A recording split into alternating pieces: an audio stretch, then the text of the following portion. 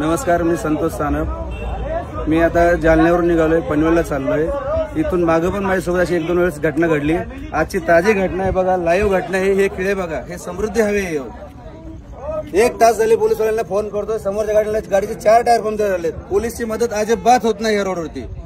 इथून मागे पण 2 वेळा, आता पण फॅमिली सोबत आहे। हे बघा, पूर्ण रस्ता जाम झाला। हे बघा, पोलीस इथे उभे अजिबात आता लोक पोलीस आहे। हे खिळे दाखव, सगळे दाखव खिळे, पूर्ण खिळ्यांजवळ उभे। इकडे घे, इकडे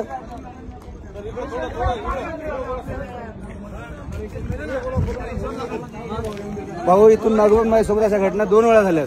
तेव्हा पण मी पोलिसांना फोन केला, अजिबात पोलिसांची मदत होत नाही। मी आता जालन्यावरून निघाले, मला पनवेलला जायचंय। हा बघा रस्ता, म्हणजे हजारो खेळे ठोके, हजारो एवढे खेळे ठोकासवर चाललंय काय? अर्धा रस्ता बंद करून जर चोर खेळे ठोकतात, पोलीस करतात काय?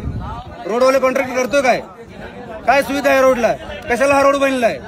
हा समृद्धी एका लोकांचा जीव घ्या रोड बनलाय, तेच समजत नाही। व्हिडिओ व्हायरल करा हे आणि हे दाखवा या पोलिसवाल्यांना, अजिबात पोलिसची मदत होत नाही या रोडला।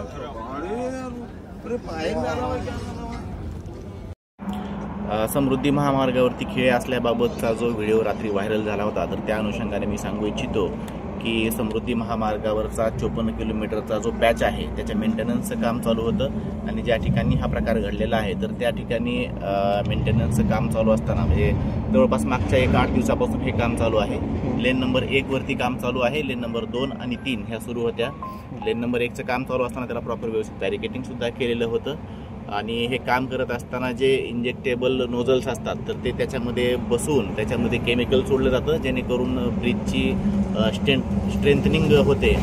ते काम चालू होतं आणि ते काल सकाळी लावलं होतं आणि म्हणजे आज सकाळी ते काढलं गेलेलं आहे। जवळपास 24 तासाची ही प्रोसिजर आहे। अशा प्रकारचे कुठलेही खेळ लावण्यात आलेले आहेत किंवा काही हे सगळे अशा प्रकार कुठलाही घडलेला नाही। आणि ज्यावेळेस रात्री बॅरिकेड्स त्या ठिकाणी लावले होते, कुठल्या तरी एका अज्ञात व्हेकलनं ते बॅरिकेड्स तोडले गेलेले आहेत, त्यामुळं जे 2-3 व्हेकल्स आले ते पंक्चर झालेले आहेत।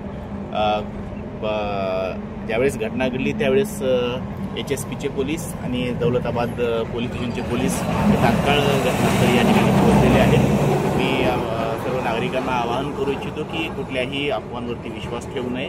प्रशासन पूर्णरित्या दक्ष आहे।